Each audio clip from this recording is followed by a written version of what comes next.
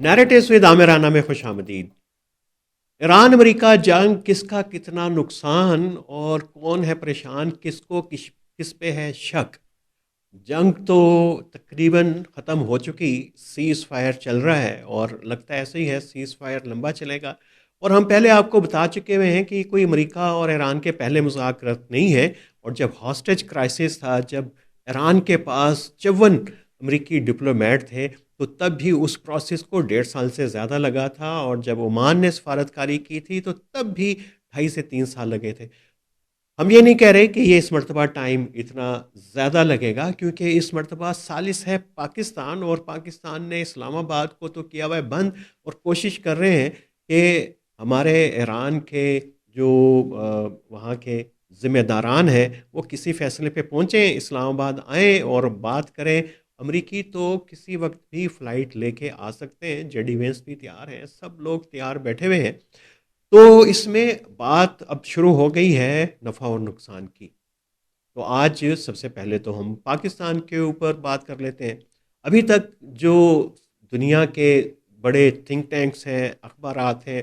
تجزیہ کار ہیں، وہ بے شک انڈیا کے ہیں، وہ بے شک دل سے نہ کہہ رہے ہوں، لیکن یہ تو مان رہے ہیں کہ اس جنگ کا سب سے بڑا بینیفیشری جو ہے وہ پاکستان ہے۔ اس نے اپنے آپ کو ایک پیسفل میڈیٹر کے طور کے اوپر سامنے لے کے آیا، جو اس کا پروفائل تھا ایک انسٹیبل ریاست کا، وہ اس کا پروفائل ایک دم سے تبدیل ہوا۔ اس کے اوپر کریڈٹ ہم دے چکے ہوئے ہیں، دیتے رہیں گے پاکستان کو، اور کہ کیا کیا کس نے آنے دینے والوں چیزوں میں دنوں میں تو ہوتا رہے گا، لیکن لوزر جو ہے ابھی تک ایسے لگ رہا ہے کہ وہ اسرائیل ہے، کیونکہ جو اس کے اسٹریٹجک آبجیکٹیو تھے وہ تو نہیں ہوئے،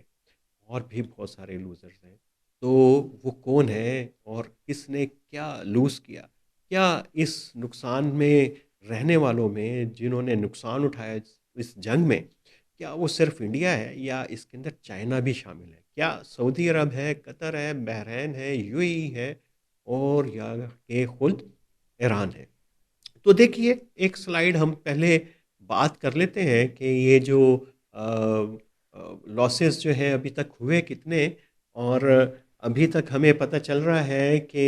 ایران نے سب سے زیادہ اس کے ہیومن لاسز ہوئے، فزیکل ڈیفنس کے اور اکنامک لاسز جو ہیں وہ ہوئے ہیں ایران کے۔ اور وہ جو الجزیرہ کے ٹریکر کے مطابق اب تک 3,375 افراد جو ہیں وہ جان سے گئے ہیں، 26,500 جو ہیں اس میں زخمی ہوئے۔ ظاہر ہے کہ اس میں وہ آیت اللہ خامنائی سے لے کے IRGC کے اور ان کے خاندان کے افراد سبھی شامل ہیں، اور سویلین کیجولیٹیز بھی جو ہیں وہ تقریباً 3,000 سے زیادہ اس میں بتائی جا رہی ہیں۔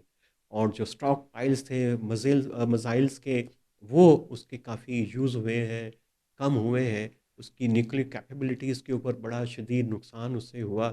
اور تقریباً 20 لاکھ جو لوگ ہیں وہ اپنی نوکریوں سے گئے ہیں ایران کے اندر۔ تو اکنامک سٹریس بھی بڑھا ہے، اور ابنائے ہرمز بند ہے، جو چین کو تیل جاتا تھا وہ بھی بند ہے، اور جتنی اور ممالک کو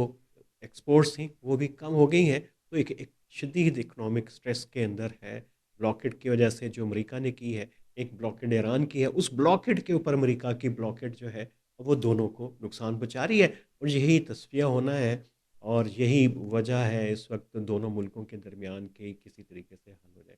امریکہ ظاہر ہے کہ بڑی قوت ہے، اور اس کے جو لاسز ہیں وہ پہلے 6 دنوں کے اندر 11 بلین سے زیادہ ہو گئے تھے، اور جو 1 گھنٹے کے اندر جو ہے وہ اس کا رفلی اس کو تقریباً 41 ملین ڈالر اس کو نقصان ہو رہا ہے۔ یعنی انسانی جانیں تو کم ضائع ہوئیں، 13 سے 15 جو اس کے سیکیورٹی کے میرینز اور وہ افراد ہلاک ہوئے، لیکن اس کے لاسز جو ہیں وہ بڑھ رہے ہیں مسلسل، اور ایک یہ پورا ٹریکر آپ کو ملے گا ویب سائٹ کے اوپر، جو ہر سیکنڈ کے لاسز کو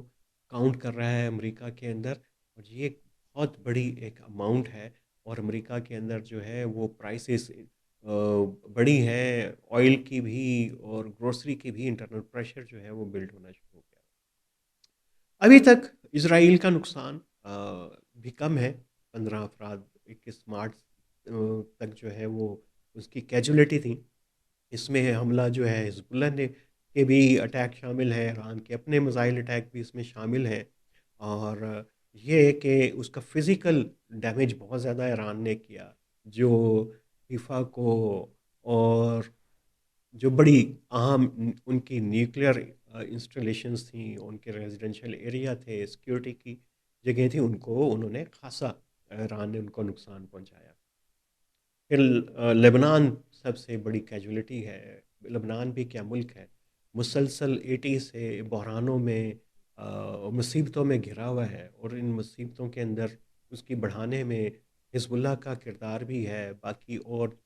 کرسچن سنی گروپوں کا بھی کردار ہے، اسرائیل کا بہت بڑا اس میں کردار ہے۔ کبھی وہاں پہ تخریب کاری کی مہم چلتی ہے، لمبی لمبی اس کے لہریں آتی ہیں، کبھی ان کی پولیٹیکل انسٹیبلٹی ہے، کہیں ان کی پورٹ کے اوپر جو ہے دھماکے ہوتے ہیں، اور وہ کوئی اس کے پیچھے کوئی وجہ بھی نہیں ہے، صرف یہ کہ نیگلیجنس کی۔ اور جب قومیں جب مسلسل کرائسس میں ہوں، پولیٹیکل سیکیورٹی، تو ظاہر ہے کہ ان کے اندر جو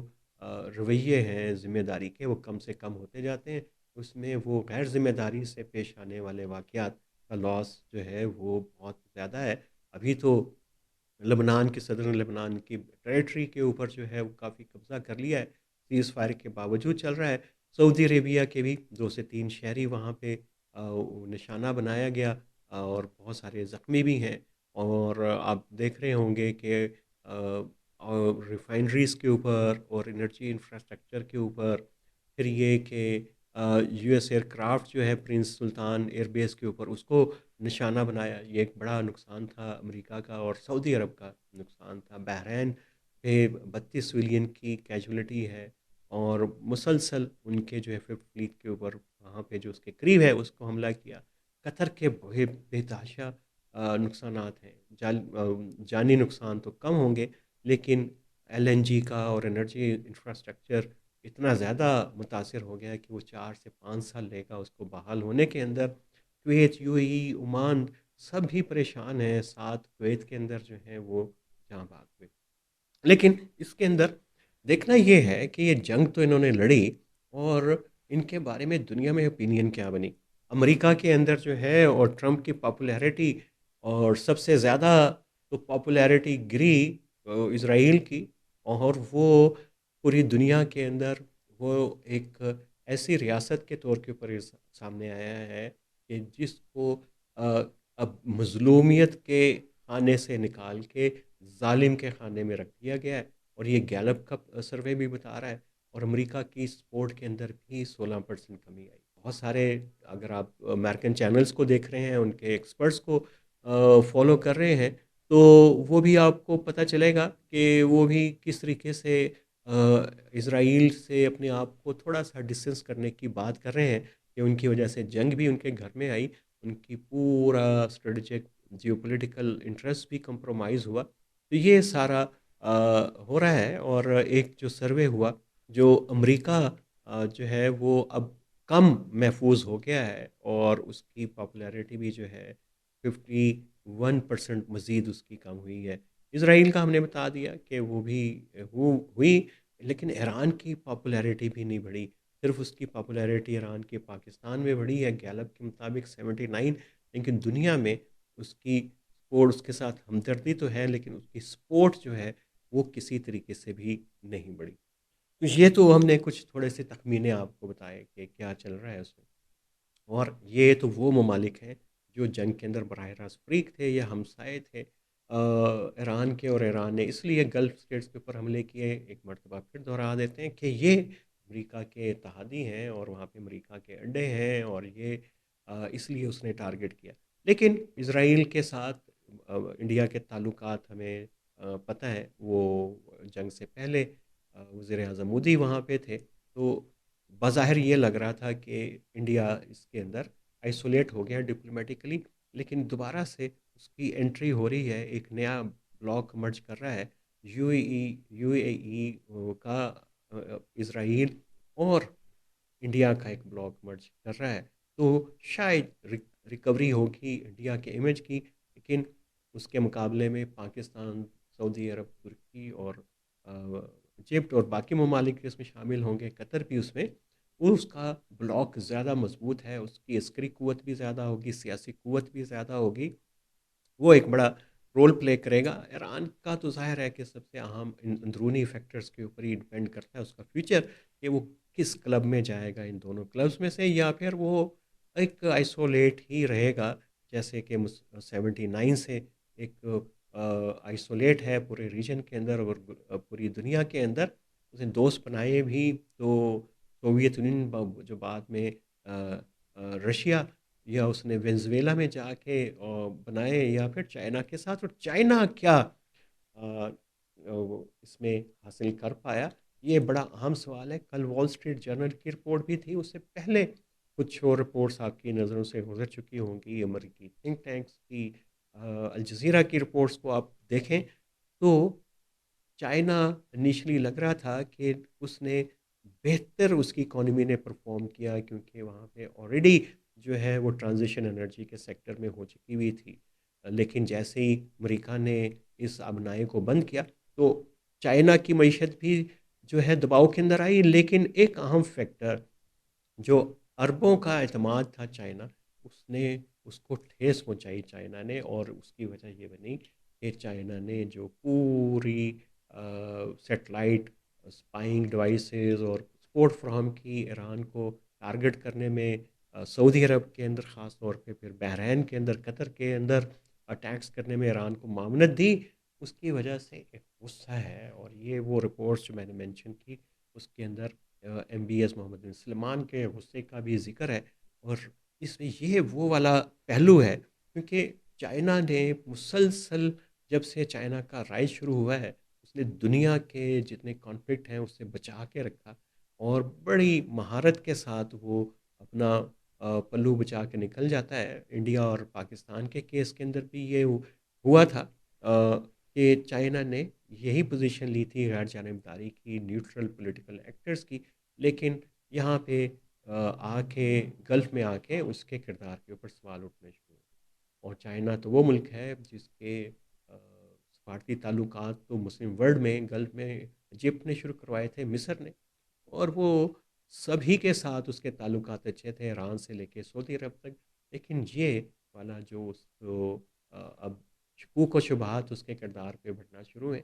یقیناً یہ چائنا کے امیج کے لیے پہلا عالمی دھچکا ہے، اور عالم اسلام میں پہلا بڑا دھچکا چائنا کے امیج کو لگا۔ ہم یہ نہیں کہہ رہے کہ چائنا اس کو ریکور نہیں کر سکتا، چائنا کی ڈپلومیسی، اس کی قوت، اس کا ابھار، وہ یقیناً اس طرح کے، یہ تو چھوٹے چھوٹے سے